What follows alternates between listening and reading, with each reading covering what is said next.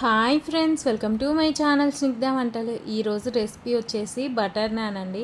Restaurant స్టైల్లో ఇంట్లోనే చాలా ఈజీగా అయితే ఈ బటర్ నాన్ చేసేసుకోవచ్చు. నాన్ వెజ్ ఏ కర్రీలోకైనా ఈ బటర్ నాన్ అయితే చాలా టేస్టీగా ఉంటుందండి. మటన్ చికెన్లోకి అయితే అదిరిపోతుంది. ఇంట్లోనే రెస్టారెంట్ స్టైల్లో అయితే బటర్ నాన్ చాలా సింపుల్గా చేసేయచ్చు. ఈ వీడియో అయితే చూసేయండి. దీనికోసం అయితే 1/2 కప్పు వరకు పెరుగుని తీసేసుకోవాలి. ఇప్పుడు ఇందులోనే పావు టీ స్పూన్ వరకు సాల్ట్ని వేసేసుకోండి. అలాగే 1/2 టీ స్పూన్ వరకు బేకింగ్ పౌడర్ని వేసేసుకోవాలి. 1 టీ స్పూన్ వరకు ఆయిల్ని వేసేసుకొని బాగా కలిపేసుకోండి. మనకి పెరుగులో బేకింగ్ పౌడర్ వేయడం వల్ల చూడండి ఇలా నురుగు అయితే ఫామ్ అవుతుంది. ఇలా మంచిగా నురుగు రావడం వల్ల మనకి పిండి అనేది సాఫ్ట్గా వచ్చేస్తుందండి. మటన్ అనేది చాలా సాఫ్ట్గా వస్తాయండి. ఈస్ట్ లేకున్నా పర్లేదు, ఇలా చేసినా పర్ఫెక్ట్గా వస్తాయి. ఇప్పుడు ఇందులోనే 2 కప్పుల వరకు మైదా పిండిని వేసేసుకోవాలి. ఏ కప్తో అయితే పెరుగు తీసుకున్నామో అదే కప్తో 2 కప్పుల వరకు మైదా పిండిని వేసేసుకోండి. ఇలా మైదా పిండి వేసేసుకున్న తర్వాత మనం కలిపెట్టుకున్న పెరుగు అనేది పిండికి పట్టేలాగా బాగా కలిపేసుకోవాలండి.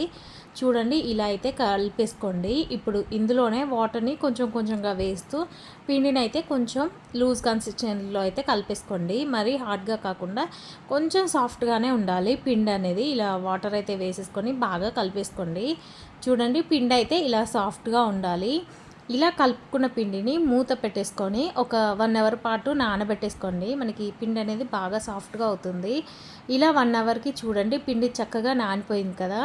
ఇప్పుడు 5 ఈక్వల్ బాల్స్ లాగా అయితే చేసేసుకుంటున్నాను.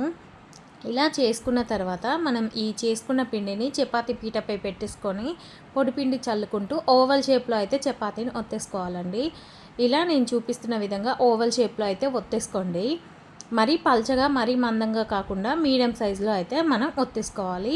ఇలా ఓవల్ షేప్లో ఒత్తేసుకున్న తర్వాత ఇప్పుడు కట్ చేసి పెట్టుకున్న కొత్తిమీరని అయితే మీద ఇలా వేసేసుకుంటున్నాను. మీ దగ్గర బ్లాక్ సెసమీ సీడ్స్ ఉంటే అవి కూడా వేసేసుకోవచ్చండి.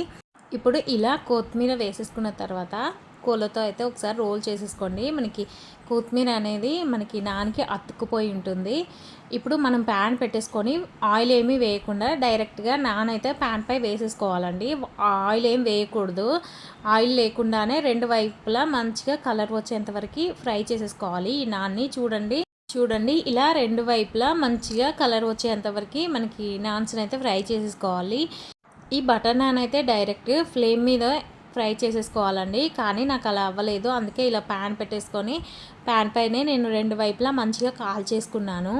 ఇలాగే మొత్తం మనం చేసి పెట్టుకున్న వాటిని అన్నిటినీ ఫ్రై చేసేసుకోవాలి. ఆయిల్ ఏమీ లేకుండా మనమైతే వీటిని బాగా ఫ్రై చేసేసుకోండి. ఇలా 2 వైపులా మంచిగా వేయించేసుకోవాలి.